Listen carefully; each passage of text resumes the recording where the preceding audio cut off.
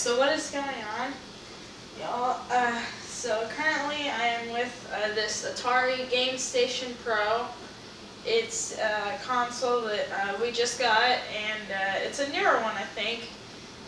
We got it around Costco for about $80, and I'm going to give you my review on it. So one thing I love about it, and you can already tell, is the RGB lights. Now this is one really cool thing about it, is you can change it. And if you hold this for about a second, which is the light button, it changes to white, and that changes on here. The only thing, I wish it kind of synchronized with the other controller. That's one thing I think that I would like more about it, is if it did that, because it looks kind of off, the RGB with the white. And then also there's one more color. There's the just a second. It's kind of this orange color. It looks good, but my favorite two are the RGB and the white. That's one thing I really do like about it. Another thing I like is it does take, I believe it's 4 AA batteries in the bottom, but if you don't want to do that or something, there's also a USB-C port on the front, which there's also another one on the console right here, which you can use to connect it directly into the console. And it just looks really cool, this whole thing. One thing, and I can see they were trying to go for a more modern aesthetic, is this. So on older Ataris, it's wood, which right here it's stainless steel. I kind of wish it was wood just for the retro aesthetic, but it's fine. One nice thing on the bottom is it's got some rubber pads to keep it in place, so if I were to put it on here, it doesn't really move when I try and move it. One thing that's nice is the controller here. It connects to the box here, the console, via Bluetooth, I believe, because it has a Wi-Fi light right here, which is the white light right here. The controller's really nice. It's more modern, which is one thing I do really like about it. And it's nice. It feels pretty nice. You know, you're probably wondering, it's not like a PlayStation controller where it's, you know, pretty big and you have to hold it with 2 hands. This Atari was first a arcade company, I believe, and that's where I think they got the idea for this controller, which is pretty neat. I like that. Now there are a few things I don't like about it, and that would be, as I said earlier, if I change the light, it doesn't change on this controller, as I said earlier. Another thing I don't like, and that is that the controller, you can't turn on the console itself with the controller, which I wish it did.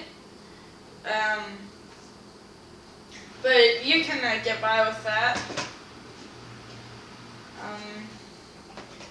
Another nice thing about it is it has a HDMI port, and it has 3 USB-C ports. The 2 on the front, as I said earlier, are for the controllers, and this is for the power supply. One nice thing is it's small, and I'm currently powering the console off of this battery pack right here, which is really cool. I doubt you can do that with a PlayStation 5 or an Xbox. You could probably do that with a Nintendo Switch, but it's pretty neat how you can do it with this. It's real small, like it literally fits on my hand. It has the Atari logo right here, and it says My Arcade right here. The unboxing experience was really nice with this. I didn't unbox it on camera because I wasn't even sure if I was going to review this whenever we got this, but It was really nice and really organized. I really liked it. This is the box here. I got, me and my family, we got it at Costco for around $80. And, well, that's pretty much it for the console. Let's get some gameplay.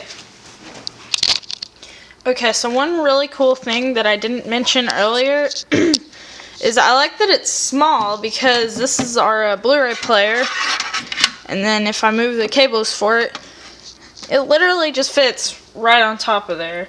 And from a distance, you probably can't even tell it's there, which is really nice. I'm going to plug it in, and then we're going to get some gameplay. See you soon. Okay, one other thing I did want to show you guys is the startup animation, which is really neat on this console. It kind of has that retro feel to it.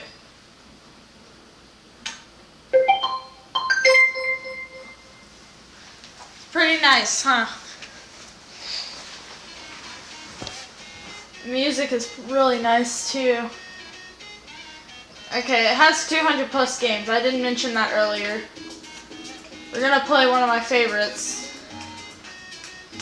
Asteroids. I mean, it's got a bunch of games. At the end of the video, I'll show you the box of some of the games that are on this console. It's really nice console. It has, as I said, over 200 games.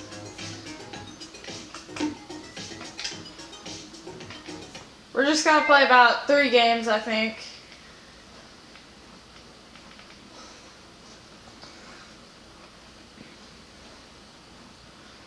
Okay. Here, I might as well show you guys the controller real quick. This is the controller. Come on, focus. It's got a B. It's got a B, A, the scroll wheel, C, and then some buttons down here.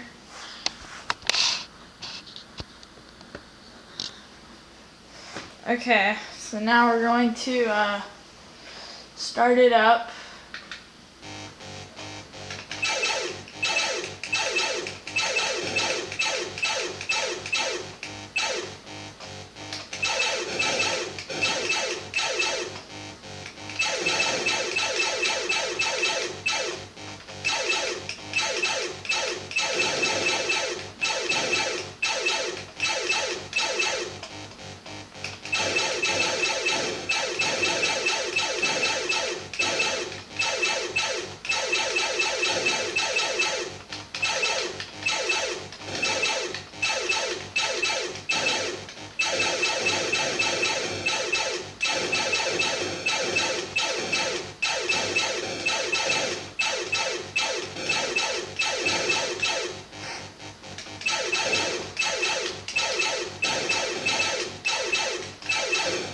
Oops.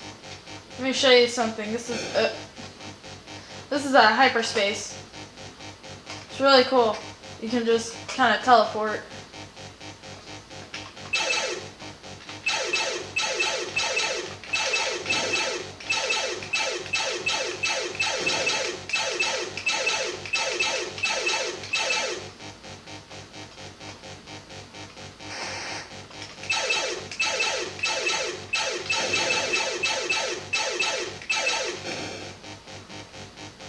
Okay, one life. We'll finish this last one and then we'll move on to the other game.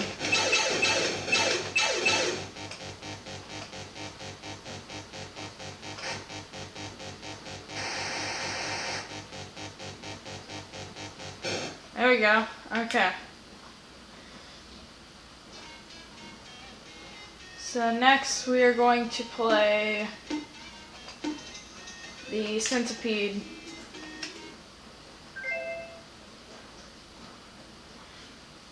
This one's harder than the Asteroids.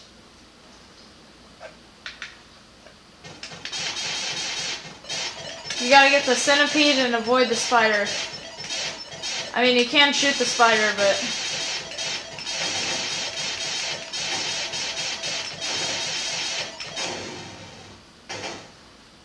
it's pretty hard.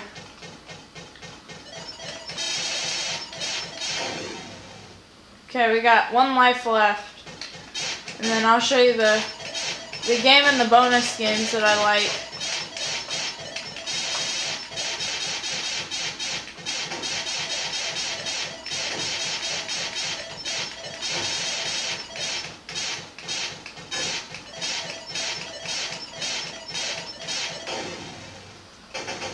Well, anyways, you kind of see the point of the game. Okay, so now we're going to head over to the bonus games now. Back. The bonus games. There's a bunch of bonus games. Yeah, like. But these are from like other consoles from like this time period. Like the one I'm gonna play is from Sega. I don't know which Sega. I'm not real big with Sega, so, or Atari to be completely honest. I just know about them because I don't know the models as well. I do some of the other ones, such as, you know, Nintendo or Xbox or PlayStation. Okay. One cool thing is I think I can just, you know, like whenever they had this on like the console or on arcade, you'd have to have enough points or game money to get it. But now, probably like 20 years later, I can get it on here for free.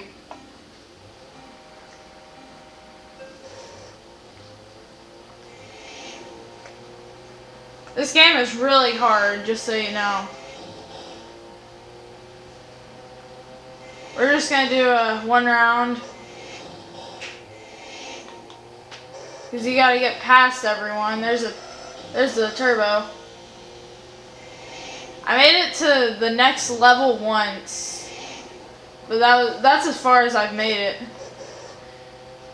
We've had this console for about a week. It's really good. So far we're in 9th place, not that bad. When I won, I was in 8th place. Well, now we're in 11th.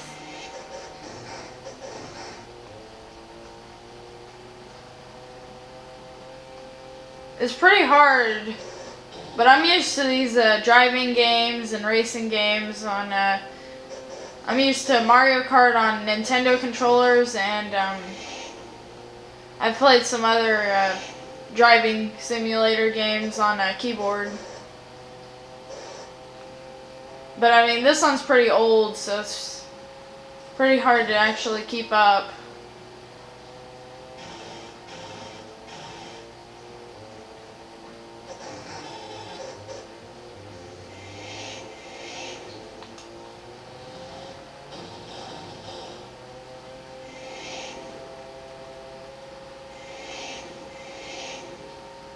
Alright, 7th place.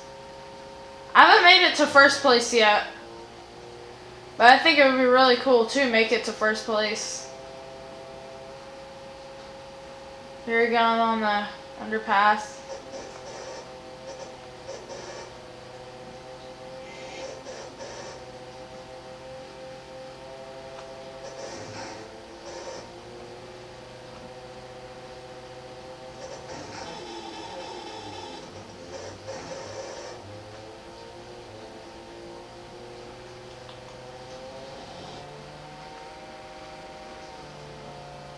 Final lap. Let's see if we can stay in 7th place. Well, now 6th place, but we're probably just going to stay in 7th place. You want to pass me? Okay.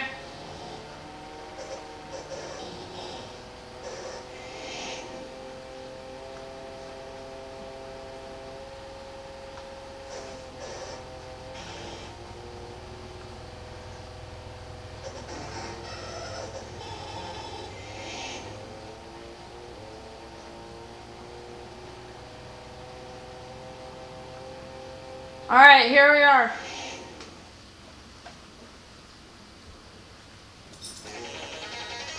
All done. Alright, that was good.